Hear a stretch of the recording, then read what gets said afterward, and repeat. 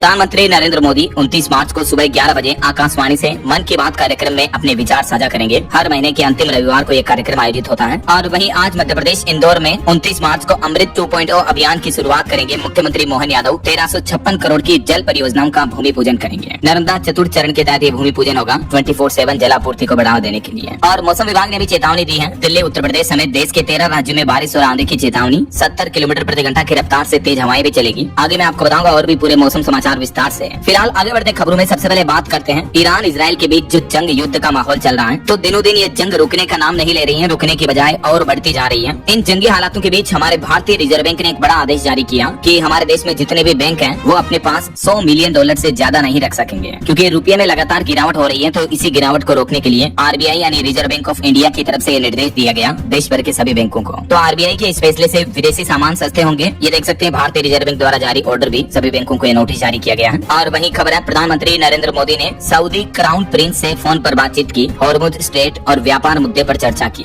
Iran जंग पर बात करने के लिए आज दुनिया के 3 देश पाकिस्तान भी जाएंगे और यहाँ वो पाकिस्तान के प्रधानमंत्री शहबाज शरीफ से भी मिलेंगे। और खबर आ रही कि अब इस वॉर में यूएई भी शामिल हो सकता है। ईरान जंग के बीच तुर्की, मिस्र और सऊदी अरब के विदेश मंत्री कल 30 मार्च को पाकिस्तान पहुंचेंगे और इस दरमियान जंग के हालातों पर चर्चा होगी। तो इन युद्ध के हालातों के बीच हमारे देश के प्रधानमंत्री नरेंद्र मोदी भी खाड़ी देशों के संपर्क में हैं। एलपीजी और क्रूड ऑयल की सप्लाई पर बातचीत चल रही है। इसी के सिलसिले में पीएम मोदी ने सऊदी के क्राउन प्रिंस से भी बातचीत की। ऊर्जा संयंत्रों पर हमले की भी निंदा की। और इस बीच रूस ने एक बड़ा फैसला लिया है। 1 अप्रैल से पेट्रोल के निर्यात पर रूस पूरी तरह से रोक लगा देगा, जिससे भारत समेत दुनिया के कई देशों पर असर पड़ेगा। रशियन गवर्नमेंट का कहना है कि अब अगले 4 महीने तक पेट्रोल नहीं बेचेगा रूस। 1 अप्रैल से ही ये बैन शुरू हो जाएगा। हालांकि भारत पर तो थोड़ा कम प्रतिबंध लगाया है, लेकिन चीन, तुर्की और ब्राजील इन देशों पर ज्यादा असर पड़ेगा। हमारा देश भारत रूस से तकरीबन 22% ऑयल आयात करता है, तो इसमें भी कटौती करेगा रूस। वैसे रूस के साथ हाल ही में भारत सरकार की डील भी हुई है, जिसके तहत रूस से 3 करोड़ कच्चा तेल खरीदेगा भारत। रिलायंस और आईओसी ने बुकिंग की। ईरान जंग के बीच सप्लाई बंद होने के बाद भारत सरकार ने ये फैसला लिया है। वहीं एक अच्छी खबर है, हॉर्मुज से गुजर रहे भारत के 2 जहाज सुरक्षा देने के लिए युद्धपोत के साथ भारतीय नौसेना भी अलर्ट मोड पर है। और इस बीच खबर आ रही कि हॉर्मुज रूट पर भी अब अपना कब्जा करने की तैयारी कर रहे हैं अमेरिकी राष्ट्रपति डोनाल्ड ट्रंप। उन्होंने एक बयान देते हुए कहा कि हॉर्मुज स्ट्रेट ऑफ ट्रंप है। तो ट्रंप का ये बयान अभी काफी चर्चा का विषय बना हुआ है। इसके अलावा भारत पाकिस्तान संघर्ष को रोकने का भी एक बार फिर से उन्होंने दावा किया है। और ईरान जंग के बीच ट्रंप ने एक और बात कही। वो बोले कि अगला नंबर अब क्यूबा का है। क्यूबा देश पर कब्जा करने के लिए अमेरिकी सेना का भी इस्तेमाल कर सकते हैं ट्रंप ने कहा कि वो पहले कह चुके कि मैं क्यूबा को हासिल करके रहूंगा। तो कहने का मतलब जैसे वेनेजुएला के राष्ट्रपति को अरेस्ट किया, उस देश पर कब्जा कर लिया ट्रंप ने, ठीक वैसे ही अब ट्रंप क्यूबा पर भी अपना अधिकार जमाने की बात कहे हैं। चलिए अगली बड़ी खबर देखिए दोस्तों। अमेरिका ने इस युद्ध में ईरान के साथ जंग में अब तक 850 टॉमहॉक मिसाइलें दागी हैं, जबकि ये मिसाइलें एक मिसाइल बनने में तकरीबन 2 साल का समय लगता है। 34 करोड़ का एक हथियार होता है, जो 850 हथियार तो ट्रंप ने बर्बाद कर दिए। ईरान के साथ इस युद्ध में अमेरिका ने बड़े पैमाने पर टॉमहॉक क्रूज मिसाइलों का इस्तेमाल किया, जो कि अमेरिका के हथियारों के जखीरे का एक अहम हथियार है। वाशिंगटन पोस्ट के मुताबिक करीब 4 सप्ताह में ही 850 से ज्यादा मिसाइलें दागी गई, जबकि अमेरिका के पास कुल इस तरह की 4000 मिसाइलें, यानी लगभग 1/4 हिस्सा खत्म हो चुका है। और अमेरिकी रक्षा मंत्रालय के भीतर इसको लेकर चिंता भी बढ़ गई है। कई रक्षा एक्सपर्ट्स का तो ये मानना है कि अमेरिका का टॉमहॉक मिसाइल स्टॉक अब खत्म होने के कगार पर है। ऐसे में सवाल उठने लगे कि क्या ईरान जंग को जीत पाएगा अमेरिका। इधर इजराइल भी अब फंसता जा रहा है। देखिए ईरान के चक्रव्यूह में गिरा इजराइल, क्योंकि हिजबुल्लाह, हमास के बाद अब दुनिया के एक और देश ने भी मिसाइल हमले करना शुरू कर दिया है इजराइल पर। तो चौतरफा फंस गए हैं इजराइल के प्रधानमंत्री बेंजामिन नेतन्याहू। इजराइल देश पर अब चारों तरफ से खतरा बढ़ गया है। ईरान, हिजबुल्लाह, हमास के बाद अब यमन से भी मिसाइल हमला हुआ है इजराइल पर। पश्चिम एशिया संकट और गहराता जा रहा है। ईरान युद्ध में अब यमन से हुत्ती लड़ाके भी कूद गए और इजराइल पर इन्होंने भी मिसाइलें दागी। तो इससे ये युद्ध और भी ज्यादा भड़कने का खतरा बढ़ गया है, क्योंकि ईरान युद्ध के बीच इजराइल पर अब एक और देश ने मिसाइल हमला कर दिया। उधर यूएई भी इस हमले में शामिल होने का प्लान कर रहा है। तो कहीं न कहीं देखा जाए तो ये युद्ध धीरे धीरे दुनिया में तीसरे विश्व युद्ध की तरफ भी मुड़ सकता है। इधर ईरान जंग को लेकर हमारे देश की भारत सरकार ने कहा कि भारत में लॉकडाउन लगने की आशंकाएं महज अफवाह हैं। सरकार ऐसा कोई फैसला नहीं लेने जा रही है और एलपीजी संकट पर आपात की स्थिति भी नहीं है। भारत के पेट्रोलियम मंत्रालय की तरफ से भी लॉकडाउन की अफवाहों को लेकर क्लेरिफिकेशन जारी किया गया। वहीं खबर है, ईरान ने अब दुबई में भी यूएस ठिकानों पर हमला किया। वहां 500 अमेरिकी सैनिकों को निशाना बनाया। दुबई के अलावा यूएई के अबू धाबी में भी ईरान का मिसाइल हमला देखने को मिला। मलबा गिरने से 5 भारतीय घायल हो गए। वायु रक्षा प्रणालियों ने बैलिस्टिक मिसाइल को सफलतापूर्वक अवरोधित भी किया। वहीं पश्चिम एशिया तनाव का असर अब महंगाई के रूप में भी देखने को मिल रहा है। देखिए हमारे भारत के पड़ोसी देश पाकिस्तान में तो महंगाई की वजह से जनता त्राही त्राही करने लग गई। पाकिस्तान में एलपीजी और पेट्रोल डीजल की कीमतों में भारी उछाल देखने को मिला है। एसपीआई के ताजा आंकड़ों के मुताबिक 3000 से 4000 और 5000 रुपए तक पहुंच गई है पाकिस्तान के कई इलाकों में एलपीजी की प्राइस। हालांकि हमारे भारत में भी थोड़े बहुत प्राइस बढ़े हैं, लेकिन इतनी तो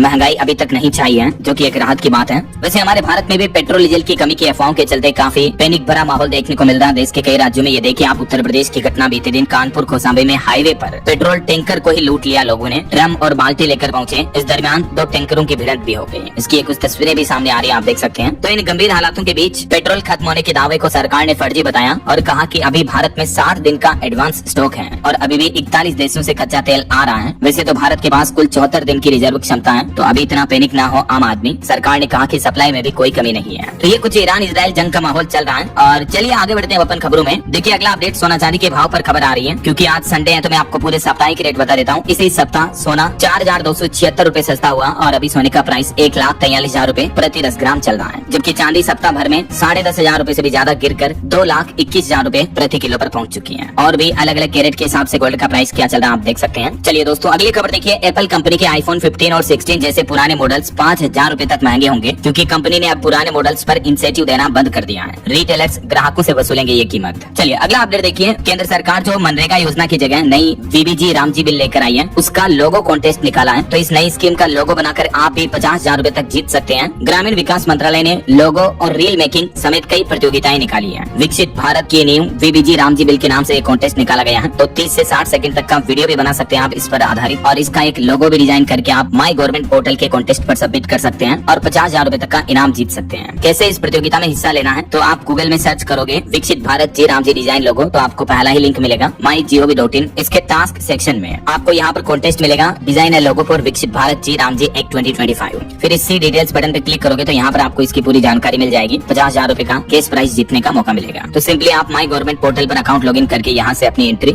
सबमिट कर सकते हैं। इसकी लास्ट डेट रहेगी 4 अप्रैल 2026। चलिए अगली खबर देखिए। ईरान युद्ध का असर दिख सकता है। प्रोटेक्शन भी 50% तक महंगे हो सकते हैं, क्योंकि ईरान जंग के कारण इनको बनाने वाले रॉ मटेरियल की सप्लाई रुकी। तेल गैस के बाद अब अमोनिया और सिलिकॉन ऑयल की भी किल्लत देखने को मिल रही है। वहीं बड़ी खबर देखिए। राजकोषीय घाटा पूरा करने के लिए केंद्र सरकार ने बड़ा कदम उठाया। बाजार से 8.2 लाख करोड़ उधार लेने की तैयारी में है सरकार। वित्त मंत्रालय की तरफ से ये योजना बनाई जा रही है। और खबर है प्रधानमंत्री नरेंद्र मोदी ने उत्तर प्रदेश नोएडा में जेवर एयरपोर्ट का उद्घाटन किया। इस दरमियान अपने संबोधन में पीएम मोदी बोले कि युद्ध के संकट से देश को एकजुट होकर लड़ना है। ये नोएडा इंटरनेशनल एयरपोर्ट के फेज 1 का उद्घाटन किया गया। 4 फेज पूरे होने के बाद ये एयरपोर्ट एशिया का सबसे बड़ा एयरपोर्ट बन जाएगा। इस एयरपोर्ट के उद्घाटन की कुछ तस्वीरें भी आप देख सकते हैं। इसके पूरा होने की डेडलाइन 2040 तक है। और खबर है गृह मंत्री अमित शाह ने असम के गुवाहाटी में रोड शो आयोजित किया। बंगाल में भी अपने जनसभा में बोले कि ममता चुनाव में विक्टिम कार्ड खेलती हैं। डीएमके ने कैंडिडेट्स की लिस्ट भी जारी की। वहीं देखिए महाराष्ट्र के रेप आरोपी बाबा के खिलाफ 100 से ज्यादा शिकायतें मिली, जिनमें ज्यादातर महिलाएं हैं। अब तक 10 एफआईआर दर्ज हुई। एसआईटी ने जानकारी लेने के लिए 2 नंबर भी जारी किए हैं। महाराष्ट्र नासिक में गिरफ्तार स्वयंभू बाबा अशोक खरात के खिलाफ ये और शिकायती मामले दर्ज हुए हैं। और एक बड़ी दुख भरी खबर देखिए दोस्तों। बीते दिन उत्तर प्रदेश अयोध्या में एक पंडाल में आग लग गई। मंत्री दया शंकर के यज्ञ स्थल में आग लगी। राम मंदिर से तकरीबन 800 मीटर दूर ये हादसा हुआ। 1 एकड़ में फैला पंडाल पूरी तरह से जलकर राख हो गया। ये आग लगने के करीब 1.5 घंटे पहले ही ये 9 दिवसीय महायज्ञ पूर्ण हुआ था और उस वक्त करीब 50,000 से ज्यादा लोग मौजूद थे। बताया जा रहा है कि यज्ञ पूर्ण होने के बाद एक नारियल फूटने से चिंगारी निकली, जिससे कपड़े से बने पंडाल में आग लग गई। हालांकि फायर ब्रिगेड की टीम मौके पर मौजूद थी, तो उन्होंने तुरंत आग पर काबू पा लिया। और अच्छी बात यह रही कि कोई जनहानि नहीं हुई है। और बड़ी खबर देखिए। भारत ने पाकिस्तान और बांग्लादेश बॉर्डर पर एंटी ड्रोन सेंसर से निगरानी रखना शुरू कर दिया है। चीन सीमा पर पेट्रोलिंग भी 3 गुना बढ़ाई गई। लद्दाख में आईटीबीपी के 29 नए आउटपोस्ट भी बनाए गए। भारत ने ऑपरेशन सिंदूर और गलवान झड़प के बाद इन सीमाओं पर निगरानी और बढ़ा दी है। और अभी तो दुनिया में भी जो युद्ध का माहौल चल रहा है, इस बीच ये भारत की सीमाओं को और ज्यादा सुरक्षित किया जा रहा है। वहीं देखिए इंडियन आर्मी के लिए अच्छी खबर। अडानी डिफेंस ने आर्मी को सौंपी 2000 मशीन गन। दुश्मनों को 1 किलोमीटर दूर से मार गिराने की क्षमता है इन गन की। 8 किलो के है हथियार, 1100 mm इसकी लंबाई है। अडानी डिफेंस एंड एरोस्पेस ने ये भारतीय सेना को 2000 प्रहार लाइट मशीन गन की पहली खेप सौंपी है। और बड़ी खबर देखिए। उत्तर प्रदेश के बहुचर्चित मामले आईपीएस अशोक सिंह पर जानलेवा हमले में 16 लोगों को उम्र कैद की सजा सुनाई। 15 साल पहले भीड़ ने उन पर हमला करके उनको अधमरा कर दिया था। मुरादाबाद के बहुचर्चित मैना ठेर कांड में 15 साल बाद एक कोर्ट का बड़ा फैसला सामने आया है और इसमें 16 दोषियों को उम्र कैद की सजा सुनाई गई। वैसे यूपी हाईकोर्ट के कुछ और बड़े फैसले देखिए आप। उत्तर प्रदेश हाईकोर्ट ने कहा कि मस्जिद सील करने का कानूनी अधिकार है। यूपी सरकार से जवाब मांगा। सुनवाई का अवसर दिए बिना कैसे सील किया, इस मुद्दे पर सवाल किया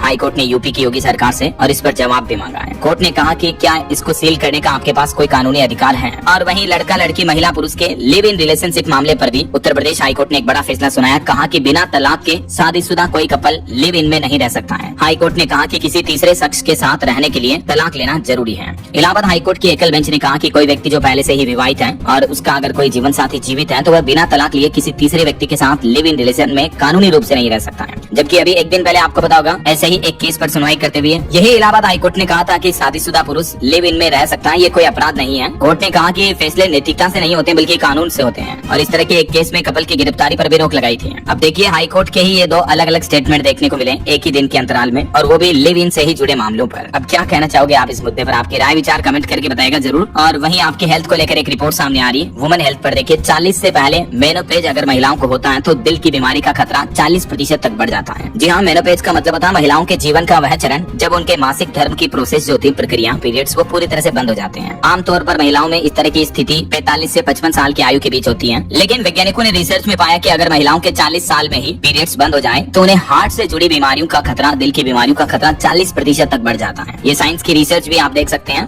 और वैसे हार्ट अटैक पर एक और बड़ी खबर देखिए, राजस्थान का ये मामला है। 25 साल के युवक को पानी पीते पीते हार्ट अटैक आया और मौत हो गई। ये शख्स अपने दोस्त को उसके घर छोड़ने गया था, तभी रास्ते में थड़ी पर चाय पीने के लिए दोनों दोस्त रुके थे। अजमेर में 25 साल के युवक की पानी पीते पीते अचानक मौत हो गई। देखिए आजकल युवाओं में भी हार्ट अटैक कितना ज्यादा आने लगा है। चलिए अगली बड़ी खबर देखिए, महंगाई का एक और बड़ा झटका लगेगा। 1 अप्रैल से टोल टैक्स महंगा हो जाएगा। देश भर के अधिकतर राज्यों में 5 से 10% तक दाम बढ़ जाएंगे। जैसे मध्य प्रदेश के जबलपुर से नागपुर, भोपाल, प्रयागराज का सफर भी महंगा पड़ेगा। एनुअल पास भी महंगा हो जाएगा। ऐसे ही राजस्थान के भी कई नेशनल हाईवे, स्टेट हाईवे पर भी टोल टैक्स महंगा हो जाएगा। अब आपका हाईवे पर सफर करना महंगा पड़ेगा। वैसे 1 अप्रैल से और भी कई सारे नियम बदलने जा रहे हैं। जैसे अप्रैल से ऑनलाइन पेमेंट के नियम बदलेंगे। भारतीय रिजर्व बैंक आरबीआई ने सुरक्षा के चलते कुछ बड़े कदम उठाए हैं। 1 अप्रैल से ही डिजिटल पेमेंट नियम बदल जाएगा। अब ऑनलाइन लेन देन के लिए ओटीपी के साथ साथ पिन या बायोमेट्रिक्स जैसे ऑप्शंस भी जरूरी होंगे। हवाई यात्रियों के लिए भी बड़ा अपडेट है। अब 48 घंटे में टिकट कैंसिल करने पर आपको पूरा रिफंड वापस मिल जाएगा। डीजीसीए की तरफ से ये भी नए नियम लागू कर दिए हैं। और वहीं 1 अप्रैल से आपका पैन कार्ड भी और भी ज्यादा जरूरी हो जाएगा, क्योंकि पैन कार्ड से जुड़े भी कई सारे नियम बदलने जा रहे हैं। अब बैंक में 10 लाख रुपए तक कैश जमा कराने हो या निकालने हो, होटल में 1 लाख रुपए तक अगर आप खर्च करते हो, या 5 लाख रुपए तक की गाड़ी खरीदते हो, या 20 लाख तक की कोई प्रॉपर्टी डील करते हो, तब तक पैन कार्ड की जरूरत नहीं होगी। लेकिन इससे ज्यादा लिमिट एक्सीड करने पर आपको पैन कार्ड देना अनिवार्य होगा। और नया पैन कार्ड बनवाने के लिए भी अब ज्यादा डॉक्यूमेंट, ज्यादा दस्तावेज देने होंगे। नए पैन को लेकर क्या क्या नियम बदलने जा रहे हैं, ये कुछ डिटेल्स पॉइंट्स में आप देख सकते हैं स्क्रीन पर, वीडियो को पॉज करके। चलिए खबर देखिए दोस्तों, केंद्र सरकार ने कॉमर्शियल एलपीजी कोटा भी 50% से बढ़ाकर 70% कर दिया है। देश में चल रहे एलपीजी संकट के बीच केंद्र सरकार ने ये राहत दी है। और सरकार ने ये भी कहा कि इस बढ़ोतरी का लाभ स्टील, ऑटो और टेक्सटाइल सेक्टर को ज्यादा दिया जाएगा। इनको प्राथमिकता मिलेगी। रेस्टोरेंट के बाद बड़े उद्योगों को 20% अतिरिक्त सप्लाई भी की जाएगी। चलिए अगली खबर देखिए, दुनिया में चल रही युद्ध के हालात और ड्रोन खतरों के बीच भारत ने बड़ा कदम उठाया। टंगुस्का मिसाइल सिस्टम को मिलेगा नया अपग्रेड। जी हाँ, रक्षा मंत्रालय ने रूस से टंगुस्का एयर डिफेंस मिसाइलों की नई खेप के लिए 445 करोड़ रुपए का ये सौदा किया है। वहीं भारतीय सेना को 2000 स्वदेशी प्रहार गन भी मिली है। मैंने आपको बताया था अपडेट मेड इन इंडिया के तहत ये अडानी डिफेंस के द्वारा बनाई गई, तो इससे भी इंडियन आर्मी और ज्यादा मजबूत होगी। और पॉलिटिक्स से खबर आ रही कि बिहार के मुख्यमंत्री नीतीश कुमार 13 अप्रैल के बाद मुख्यमंत्री की कुर्सी छोड़ सकते हैं। 30 मार्च को देंगे एमएलसी पद से इस्तीफा। वही देखिए उत्तर प्रदेश के करोड़ों बिजली उपभोक्ताओं को बड़ा झटका लगने वाला है। अब आपकी जेब ज्यादा ढीली होगी। अप्रैल में इतने प्रतिशत बढ़कर आएगा आपका बिल। जी हाँ, अप्रैल में बिजली बिल में 2.14% एक्स्ट्रा चार्ज जुड़कर आएगा, यानी